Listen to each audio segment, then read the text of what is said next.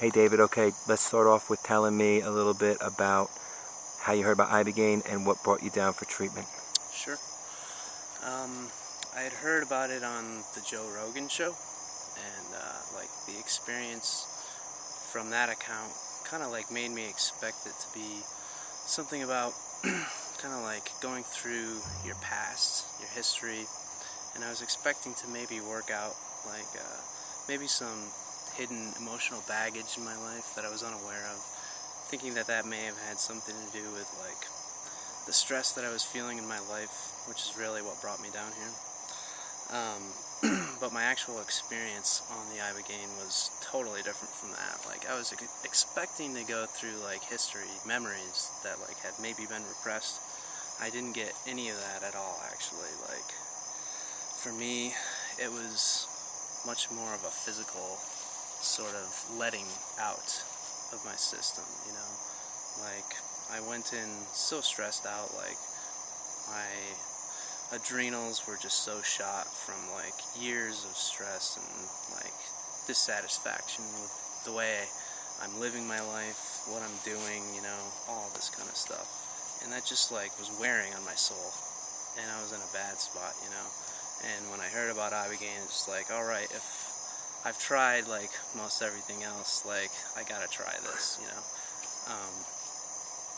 So I gave it a shot, and you know, for the first 3 hours maybe, I was seeing some like interesting sort of hallucinations with the room that I was in. I was sort of repeating this weird cycle, just like rolling over in bed, seeing some strange hallucination, feeling some like sort of relaxation and some noises that went along with it, and then I'd go to another side, see something similar but different, and I would just kind of repeat this cycle in a weird way. But it was almost like it felt like energy was sort of draining out of my system or something, like it had all been stuck up here and was draining out of it. So it was a very physical experience. And then around the 3-hour mark, I started to notice this headache that I had associated with the stress that I was feeling in my life, and I started to think, oh no, I fucked up. This is gonna be bad. What's gonna happen to me? And I really started to spiral out of control in a bad way. I mean, I was really concerned. I was thinking like, maybe this is it, you know, this didn't work. Maybe this is gonna make things worse. And I spent the next probably 20 hours of the trip feeling misery, absolute misery. It was like I was seeing, feeling, hearing just bad things, nondescript bad things. It was like a screen that was out of focus in front of my field of vision with my eyes closed. I couldn't make out what was going on, but it was just miserable. And I see that as sort of like perhaps the misery that I was feeling in my life. It was not in focus. It wasn't anything in particular. It was just this general malaise and miserableness that was like toxic to my entire system.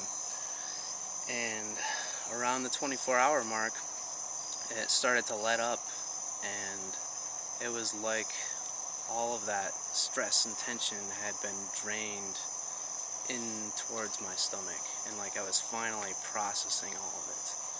And the next day, I spent the entire day in bed, just lying down, looking out the window and smiling. And it was like the first time I had smiled in like that in probably a decade. And to me it was priceless, you know. You can't put a price on that. Like I just hadn't experienced that emotion in so long. Nice. And so, I mean, I feel like there's more work for me to do in my life. There's more baggage or something like that to process. And so I'm personally open to trying IBOGAINE again. I'll begin once again. And so all I can say is that it was a great experience, and I'd be happy to repeat it. And I'm looking forward to further growth in my life. You're the man, David. Thanks a lot.